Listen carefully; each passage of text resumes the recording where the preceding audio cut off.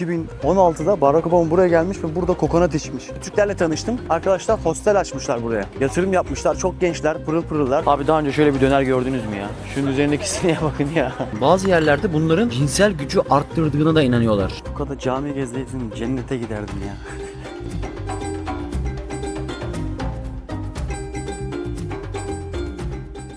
Türkiye'nin lider su arıtma markası Aura Sebilon Unique sunar. Dünyanın bir ucundan bu videoyu size ulaştırmama katkı sağlayan sağlıklı su arıtma cihazı Aura Sebilon sponsorluğuyla başlıyoruz. Ve hepinize selamlar dostlarım. Neredeyiz? Laos, Luang Prabang'dayız. Telaffuzda o kadar çok odaklandım ki çünkü çoğunu yanlış söylüyorum. Geçen onu Brunei'de hissettim ya. Hep Brunei demişim, Brunei demişim, Brunei demişim. Bir doğrusunu söylememişim. O yüzden hoş görün. Arkadaşlar tam en meşhur caddesindeyiz. Buranın İstiklal Caddesi'ndeyiz. Arkamda da hemen filleri gördüm. Burada fillerin yaşadığını bilmiyordum. Burada filler barınıyormuş. Hatta ayı varmış abi burada. Dedim ki ya burada yani ilk defa böyle bir bölgede ayı yaşadığını biliyorum. Muhtemelen Çin sınırına yakın olduğumuz için de olabilir. Buranın en güzel yerlerinden bir tanesine geldik. İlk izlenimimi söyleyeyim mi arkadaşlar? Şimdi bu Luang Prabang buranın böyle dini başkenti gibi bir yer. Böyle mistik bir havası var. Daha sakin. Daha önceki videoları izlediyseniz kafes dövüşü gibiydi hepsi. Tartışmalar, hır, gür, mücadele. Ama buraya bir geldim. Bak dün akşam buradaydım. Bu akşam buraya tekrar gelebiliriz. Umarım geliriz. Gelmesek de emin olun gelmediğimize değecek başka bir şey yapıyorumdur. O yüzden beğeni ve abone olmanızı hemen küçük bir hatırlatmasını yapayım. Dün burada bayağı bir kurbağalar böyle avcum gibi bayağı büyük. Değişikti ya. Hani böcekler de göreceğiz. Fareler falan da göreceğiz. Burada fare görmeyeceğiz. Daha lokal bir yer varmış. Lokal bir yere gideceğiz. Burası daha turistik yerler. Ama düzen, nizam, turizm burada var. Yani benim en azından hoşuma gitti. Daha tertipliydi, daha düzenliydi, daha hijyenikti. Şimdi daha önceki gittiğim yerlerde buradaki gibi bir işletme kalitesi, turist kalitesi görememiştim. Burada biraz daha böyle turist yani. Hani daha çok düzene, nizama uyuyor gibi geldi. Hani belki de yaşadığım deneyimlerinden dolayıydı. Yani o yolda yürürken salça falan olmuşlar diye belki ondan dolayı olabilir. Ama hoşuma gitti. Buranın en büyük caddesinde, en meşhur caddesinde dedim ki bir yürüyüşe çıkayım. Tabii ki yemek yiyeceğiz, etrafı göreceğiz. Küçük ayrıntılar varsa şehirde onları yakalamaya çalışacağız. Vay be! Laos'ta da Mekong nehrini görmek varmış. Dostlar yani bu basit bildiğiniz nehirlerden falan değil. Gerçekten bunun zaten kelime anlamı suların annesi. Kelime kökü olarak oradan türüyor. Mekong ismi. En vahşi kısmı da Laos'ta. Bana da onu hissettirdi. Daha önce farklı ülkelerde gördüm. Çünkü bu nehir arkadaşlar Mekong nehri 6 tane ülkeden geçiyor. Yani Tibet'in buzullarından başlıyor. Oradan Çin'e geçiyor. Oradan Myanmar'a geçiyor. Laos'a geliyor. Tayland'a geliyor. Kamboçya'ya gidiyor. Vietnam'a gidiyor. Vietnam'dan da Çin denizine dökülüyor. Yani 4500 kilometreden bahsediyoruz. Tabii ki çok özelliği de var yani şöyle söyleyeyim. Bunların üzerinde yaşayan insanlar var. Burada böyle özellikle Vietnam'a falan gittiğiniz zaman bu Mekong Nehri'nin üzerinde büyük pazarlar kuruluyor. Çok renkli görüntülere sebep oluyor. İnsanlar sabahın erken saatlerinde kalkıp alışveriş yapıyor. Buradaki çok geniş, bayağı bir geniş bir alan. Bazı insanlar böyle tekneden yapılmış evleri var ve bu nehrin üzerinde yaşıyor. Yani bu bir damar ya öyle söyleyeyim. Ve çok büyük. Amazon'dan sonra en büyük çeşitliliğe sahip nehirlerden bir tanesi. İçerisinde 300 kiloya yakın balıklar var. Büyük sazanlar falan var. Yunuslar yaşıyor. Tatlı su vatosları yaşıyor.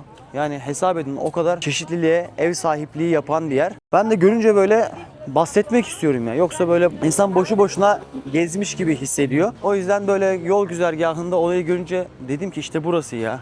Bir de çok güzel kafeteryalar var. Belki hatta bir tanesine oturup bir şeyler içilebilir. Bu nehirde değil, şehrin diğer tarafında başka bir nehir var.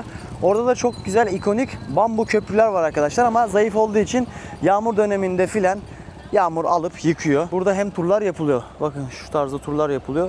Bunlara ne söylediler ya? 150 dolar mı ne dediler? İçerisinde tabii ki gün batımını izliyorsunuz, güzel yemekler yiyorsunuz. İşte bayağı bir açık menü. Ama 150 dolar eder mi? Tabii ki o tartışılır. Abi bu ne peki? Barack Obama bile bizden mi içiyor demek? Abi ya çok iyi ya. Excuse me, is Barack Obama? Barack Obama, right? He came here? Here, really? 2016. Wow. 2016'da Barack Obama buraya gelmiş ve burada kokonat içmiş. Ben de hani dalgasına yaptılar diyorum. Gerçekten adam kokonat içmiş. Can I take one? The cold one. Sırf Barack Obama burada içti diye ben de şu anda kokonat içeceğim arkadaşlar. Şöyle Mekong Nehri'nde her ne kadar gün batımı olmasa da ama kötü bir yanı da var. Bu kadar ülkeden geçince tabii ki bu kadar ülkenin de bazen çöpü, çakılı da okyanusa taşıyor. bir şey okumuştum bundan bir yıl önce falan. Okyanusa en fazla çöp taşıyan nehirlerden bir tanesiymiş burası. Tam Laos, Tayland sınırında böyle büyük patlamalar oluyor. Gaz sıkışıyormuş suyun içerisinde. O da böyle patlamalar ve bir renge bürünüyor. Pembe tarzda böyle kırmızı tarzda bir renge bürünüyor. İnsanlar tabii ki bunu daha farklı yorumlamış. Demişler ki suyun altında bir canavar var. Yarı yılan, yarı ejderha tarzında. Ondan dolayı oluyor demişler. Thank you so much. Şöyle Barack Obama'nın içtiği, nasıl içmişti o bakayım. Yalnız çok iyiymiş ya. It's so good.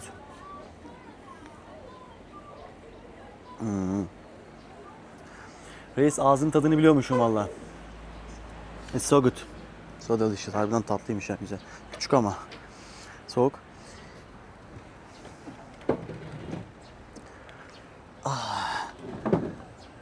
Molamızı yapıyoruz. Sonra yolculuğa devam ediyoruz. Kokonatımızı içtik. Mersem zaten burada yazıyormuş ya. Obama kokonat diye. Güzel reklam propagandası bence. Gerçekten giden geleni aratırmış derler. Senin için söylenmiş bir söz. Burada birçok tapınak var. Bunlardan en önemlisine gidiyorum, Altın Tapınak. Çok fazla tapınağa gitmek istemiyorum çünkü 30'dan fazla tapınaktan bahsediyoruz. Hatta 33 tane olması gerekiyor yanlış hatırlamıyorsam. Onlardan bir tanesine gideceğiz. En önemli olanı ve UNESCO tarafından da malumunuz burası korunuyor. O tapınakta buraya gelip insanların gördüğü tapınaklardan bir göreyim ya. Yani hani doyduk artık, tapınağa doydum, mağaraya doydum. Ama siz izleyiciler için gideceğim oraya. Bak abi, yolda görürken hemen dikkatimi çekti. Diyorum ya, bayılıyorlar pirince, yapışkan pirince. Bir de bu şekilde kurutuyorlar. Burada yaşayan arkadaşlara sordum. Dedim ki Laos'un gelir kaynaklarının başına ne geliyor dedim. Turizm geliyor dediler. Bir de yolda görebilirsiniz dediler. Domuz kurutuyorlar arkadaşlar. Domuzun işte derisini vesairesini kurutuyorlar ve o da gelir kaynaklarından bir tanesi. Yani domuz üretimi aynı şekilde çok fazla var. Kahve var. Kendi potansiyellerini umarım gerçekleştirebilirler. Şöyle bir meyve gördüm. Papçay lay lay. Yarasını kesmiş öyle.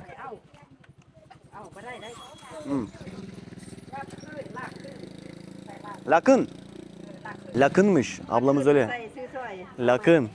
Bunların etraf kapalı olanları var. Van tarzında, Van araç tarzında. Onlara 200 bin dedi buraya gelmek için tren istasyonundan. Taksi gördüm. Şu tarzda araçlar böyle. O 800 bin dedi. Sonra biraz daha böyle bu tarz araçlar 100 bin çekti. 80 bin duydum. En son dedim ki ya dur dedim, şu aşağı doğru gideyim çünkü kalabalık, orası Şampiyonlar Ligi gibi kurtlar sofrası. Aşağı doğru indim. Aşağıda da bir baktım. Adama dedim ki birader 40 bin lira veririm. Yani 40 bin lira diyorum ya. 40 bin kip veririm dedim. O da gel hemşerim dedi. Yani fiyatlandırmayı varın siz düşünün burada. Böyle şeyler oluyor burada. Yapacak bir şey yok. Ben böyle söyleyince insanlar genelde şey diyor. Ya Melih her yerde oluyor diyor. Vallahi ben de diyorum sizin gibi düşünüyordum daha önce ama her yerde olduğu, her yerde aynı olacağı anlamına gelmiyor. Bu çünkü oranın kanunları, nizamları düzgünse, güzelse abi o adama gerekli işlem, gerekli ceza uygulanıyor. En basitinden Singapur'u düşünün. Abi kaç bin tane Hintlisi, Bangladeşlisi, Pakistanlısı, her ülkeden millet var. Neden kendi ülkelerinde yaptıklarını orada yapamıyorlar? Ne değişiyor? Adam 30-40 yıl öyle yaşamış. Oraya bir gidiyor, bir ayda mum oluyor abi. Bir ayda bütün kurallara uyuyor. Veyahut da işte Dubai'yi falan düşünün yani. Adam Hindistan'daki gibi davransın ya orada. Her yerde var ama her yerin kanunu, nizamı farklı. O yüzden yaptırımlar farklı abi. Göremediğim kadar bu arada Budist tapınağı gördüm ya. Her yerde abi. Her yerde Budist tapınağı var. Bir de şu üst tarafta tepede bir Budist tapınağı var. Ama orada gün batımını izliyorlarmış. Bilmiyorum ne kadar güzel olur. Şimdi de bu havada çıkar mıyım? Bu akşam bir de güzel bir aktivite var. Buraya da benim için değerli kılan, burada Türklerle tanıştım. Arkadaşlar hostel açmışlar buraya. Yatırım yapmışlar. Çok gençler, pırıl pırıllar. Zaten sosyal medyada da bazen içerik üretiyorlardı. Şu anda tabii ki yoğunluktan dolayı çok şey yapamıyorlar. Eğer fırsat olursa da onlarla da sohbet edeceğiz. Onlara da birkaç soru sormak istiyorum ama gerçekten yoğunlar. Sistemlerini oturtmaya çalışıyorlar. Ama böyle bir şeyin olduğunu görmek benim hoşuma gitti. Tam da videomuzun bu aşamasında küçük bir su molası verelim ve bir hatırlatma yapalım. Arkadaşlar videolarımda Aurosebulon Unique'i görüyorsunuz. Aurosebulon Unique'de 5 aşamalı bir filtreleme sistemi var. Ve en son filtrede de vücudumuzun ihtiyacı olan minerali sofralarımıza sunuyor. Dünyaya gezerken birçok su içiyoruz. O yüzden suyun kalitesinin ne kadar önemli olduğunu da anlıyoruz. Evimizde de tabii ki Aurosebulon Unique kullanıyoruz. Tabii gönül rahatlığıyla tavsiye ediyoruz. Böyle bir arkadaşlar. Burada artık arkadaş gezmiyor, yaşamaya başlamış. O tavsiye etti. Belki yolu düşen olur. Der ki yani Melih'in videolarda görmüştük. Fiyatlar da hemen göstereyim. Bak içecekler de var. Ortalama 35-45. Evet, güzele benziyor. Bakalım deneyelim, içerideki menüyü de göstereyim size. Ama 30'a 40'a bu işte çıkabiliriz diye düşünüyorum. Zaten bizle beraber birçok aslında turist de buradaymış. Burada fried rice dedikleri kızarmış pirinç var. En garantisi o arkadaşlar. İçerisine biraz da tavuk koydunuz mu sizden güzel yok. Hemen size şöyle de göstereyim. Bu da bildiğiniz hem pirinç, tavuk, körili tavuk ve tavuğun da suyu var şu şekilde. Bildiğiniz tavuk çorbası gibi. Şunlar hep garanti yani. Bunları herkes yer ya. Çok da hep diyorlar bize ne yiyeceğiz diye. Bak ne demiş? Makarna var, spagetti var. Bak şu da güzel oluyor ha. Fried noodle Thai style. Pad Thai. Çok meşhurdur. Bildiğimiz erişteli. Üzerine fıstık koyuyorlar. Biraz sebze, biraz tavuk. Fena değil. Aslında şundan yiyebilirim. Bir tane fried noodle Thai Pad Thai sipariş ettim. Bir de pink lemon soda.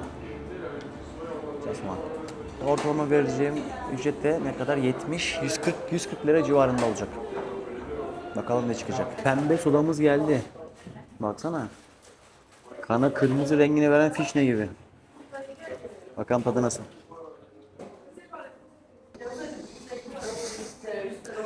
Pek hoşuma gittiği söylenemez ama yani içilir. Bir de şeyi fark ediyor musun? Burada bir sipariş veriyorum. Abi hep önce içecek geliyor. Hani bizde şey vardır yani servis hep beraber açılır. Aynı anda gelir falan. Burada öyle bir şey yok abi. Bu geliyor, bunu içiyorsunuz. Aradan 15-20 dakika geçiyor, sonra yemek geliyor falan. Abi alışacağız ya Laos'a. Laos'ta benim şu anda var ya böyle yıldızımı barıştıran ne oldu biliyor musunuz? Burada tanıştığım Türkler. Onlar burayı bana sevdiriyor yani. Onlarla geçirdiğim vakitler güzel. Tabiatı da çok güzel bu arada. Evet arkadaşlar menü bir tık ufak ama yapacak bir şey yok. Fıstığımızı koymuş. Tavuğumuzu istemiştik zaten. O zaman bana afiyet olsun.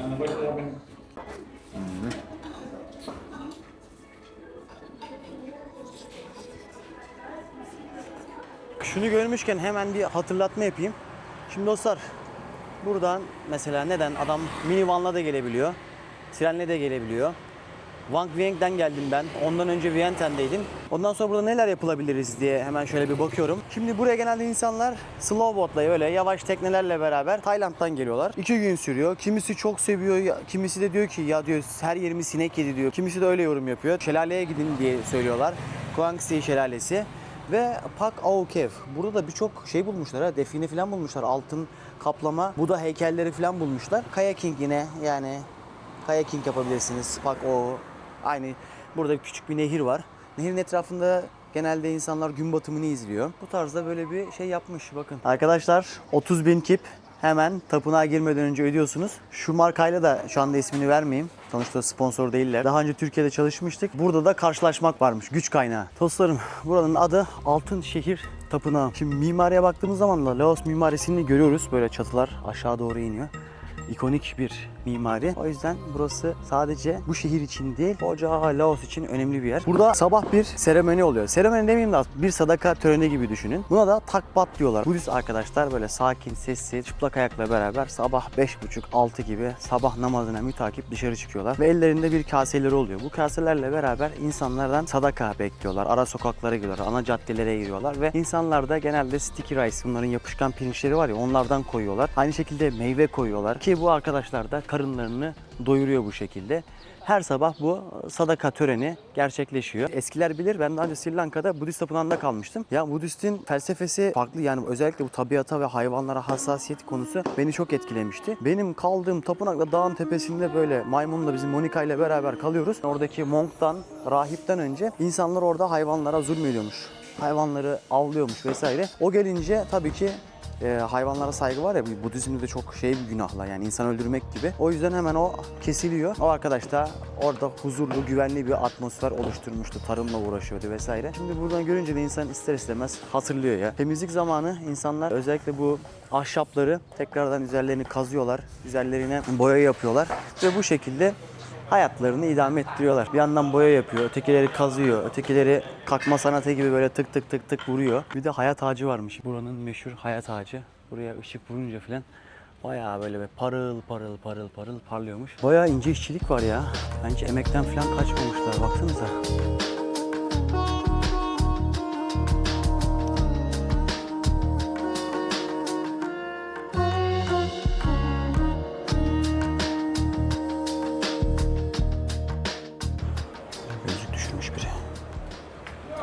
Sıcak beni öyle ezdi ki var ya. Var ya bayağı bir tapınak gezdim son zamanlarda. Bu kadar cami gezseydim cennete giderdim ya. Şimdi içimden ne geçiyor biliyor musunuz arkadaşlar? Gerçekten böyle güzel bir kahve içmek. Burası da yine kahve bölgelerinden bir tanesi. Vietnam bunu çok güzel yapmış. Çok güzel süslemiş, çeşitlendirmiş, tuz atmış, yumurta atmış, katmış, katıştırmış. İnsan her yerde insan abi bak.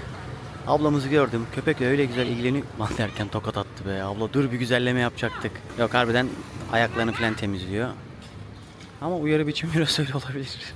Sevdiği için yapıyor. Bak, bak. Miau. Ne satıyorsun ablam? Tatlı patates satıyor. Ama şunu anladım arkadaşlar, bu videoyu şurada başlamıştım. Burada birçok gerçekten hem restoran hem kafe hem de alışveriş yapacak yerler var. Çok güzel kıyafetler var. Onlardan bir tanesi de bakın, kafelerden bir tanesi de Formula B. Burada şimdi best seller'a bakacağım. Hangisi çok satmışsa. Hello. So, which one is best seller? Coffee.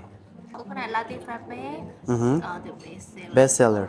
This one is the signature here in the matcha espresso cushion, matcha milk and coffee, the orange and coffee. This one is soft face cream and coffee. Coconut latte frappe. Yes, one. Umarım doğru söylemişimdir. Yes, one please. Anything else? Cake. Let's try. Yeah. Bir de abi havuç keki aynen. Yalnız kafede kafeymiş ha. Şu masada oturayım ben de.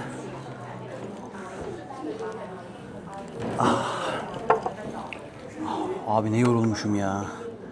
Neden o Çinliler kendilerini koruduklarını şu anda daha iyi anladım. Adam biliyor başına geleceğini. Siparişlerimiz geldi. Şöyle.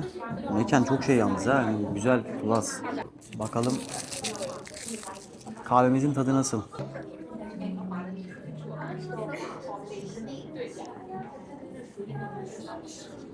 Yalnız çok başarılı ha.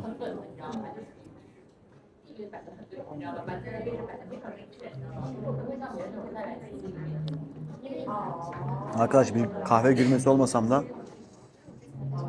yani kokonat, o kahve tadı, kreması, içerisinde bir de böyle jelibon gibi şey mi koymuşlar, ne yapmışlar? Yoksa kokonat tanesi mi acaba? Hemen bakıyoruz havuç kekimize, tadımımızı yapıyoruz.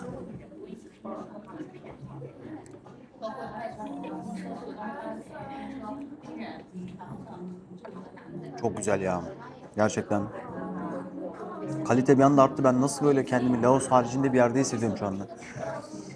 Şu anda gerçekten Paris'te bir kafedeyim ya. Bunları bitirip devam ediyoruz.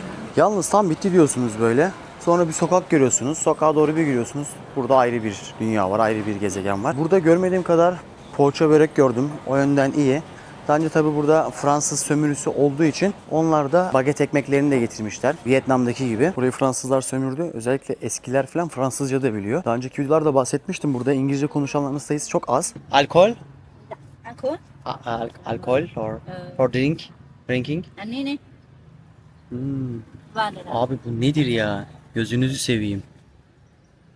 Abi yılanı almışlar. Otlarla beraber böyle bunun içerisine koymuşlar. Bunlar muhtemelen alkol, akrep var. Allah'ım Allah'ım neler göreceğiz. Şunlara bakar mısın? Bu daha büyük. So big. So big. Teyzem sen ne yaptın ya? Sen buraya bayağı bir koleksiyon yapmışsın. Akrep. Bu da bayağı büyükmüş ha. Bak. Ne var başka elimizde? Bu da bir akrep. Farklı akrepler var. Farklı yılanlar var. İrili ufaklı. Küçük. Büyük. Ama bayağı yılan var. Onu fark ettim. Şuna bakar mısın? Bazı yerlerde bunların cinsel gücü arttırdığına da inanıyorlar. Böyle şeyler tüketiyorlar. İlginç. Laos tezgahlarında da hani daha ne görebiliriz derken bununla da karşılaşıp size göstermem güzel oldu bence.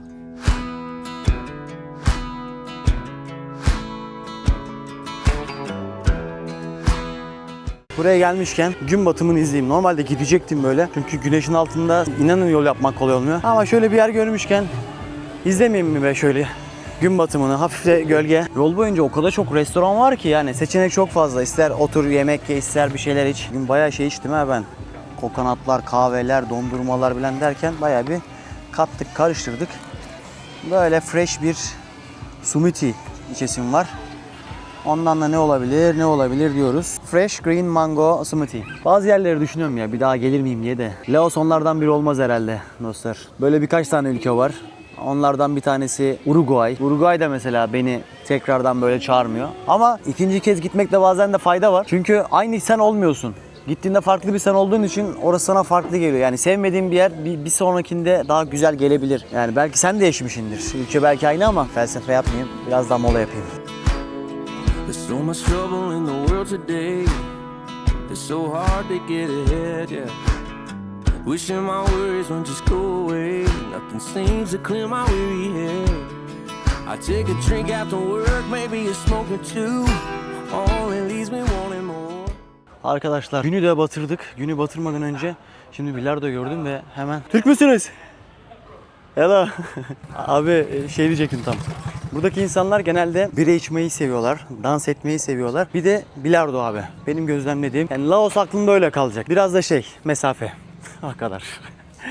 Şimdi gün batımını da izledik. Sadece eklemek istediğim bir gece marketi var böyle yemek yenilen yer.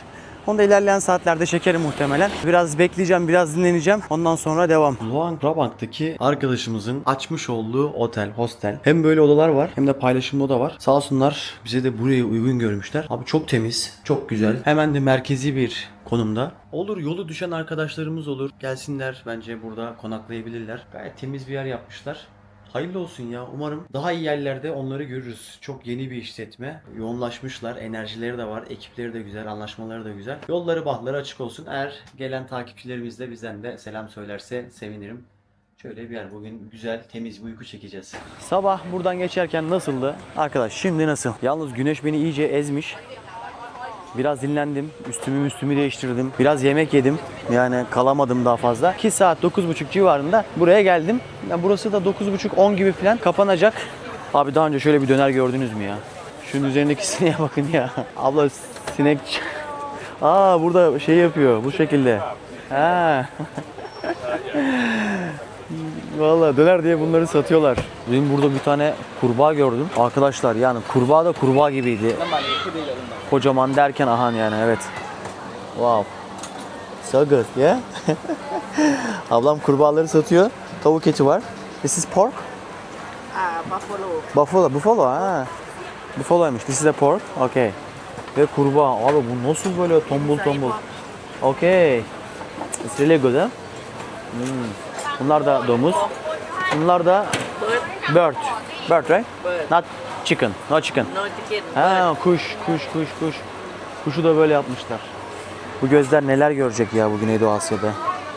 Bazen görüyorlar bizi diyorlar ki ya siz her şeyi yiyorsunuz. İşte falan diyorlar bunları gösterince. Abi yemiyoruz. Ama kurbağayı denemiştim. Kurbağanın da tadı yani abartısız olacak ama tavuk eti gibi. Bildiğiniz güveçte tavuk eti yemiş gibi hissettim. İlk başta biraz çok iddialı konuştum. Kesinlikle yemem falan dedim. Arkadaş dedi ki ya ben seni bir yere getireceğim dedi. Oğlum sakin ol. Ben seni bir yere getireceğim dedi. Orada sonra konuş dedi. Ben abi kurbağa yedim. O kemiğinden falan sıyırdım. Dedim gayet güzel. Efekan yapma çocuğum. Gayet güzel, gayet lezzetliydi yani. Ama tabii yediğiniz yerde de mesela o gözüme çok hoş gelmedi. Derisiyle merisiyle yapmışlar. Daha böyle güzel bir şey olabilir. Fiyatlar ne kadarmış? 60.000. 120 civarında. Ya yemek çok pahalı değil. Yani restorana falan gittiğiniz zaman bir tık pahalı yerler oluyor ama böyle halkın arasında yediğiniz zaman arkadaşlar 50 bine karnınız doyuyor. O da işte 100 lira, 150 liraya karnınız doyuruyor ya burada. Buradaki otel sahibi Türk arkadaşlar var. Onlar çok yoğunlar. O yüzden röportaj yapamadık onlarla. Sistemlerini kurmaya çalışıyorlar. İlerleyen zamanlarda belki sistemlerini oturturlar. Onlarla da bir röportaj yaparız diye düşünüyorum. Keşke biraz erken de gelseymişim de diyorum yani. Ama yine de hala toplamamış olan birçok insan var. Hediyelik eşyalar. Gel vatandaş gel. Wow kardeşim. Sanatını icra ediyor. Sanatını konuşturuyor. Bak. Hep onun eseri. El emeği, göz nuru resmen. Hello. Hayat çok erken bitiyor. Onu fark ettim. Şu anda saat 9.30. Yani turistik bir yere göre. Yani çok da aslında geç bir saat değil. Ama ona rağmen kapatıyorlar insanlar. Diyorum ya, buranın böyle bir mistik bir havası var. O yüzden insanlar genelde burada meditasyonla ilgileniyor. Yani bir önceki şehirle burası arasında dağlar kadar fark var. Orası daha böyle hippilerin takıldığı, daha eğlence üzerine bir yerdi. Biraz daha rahattı. Rahat olunca da tabii ki biraz daha böyle tartışma bilmem ne de çıkıyordu. Esnafı da oranın gergin yani. Öyle bir atmosferi var oranın. Neticesinde burası biraz daha sakin. Dilim döndüğünce size aktarmaya çalıştım. Umarım beğenmişsinizdir.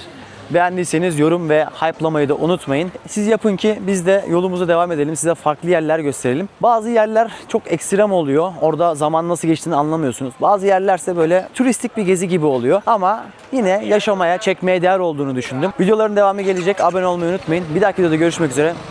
Kendinize iyi bakın. Türkiye'nin lider su arıtma markası Aura Sebilon Unique sundu.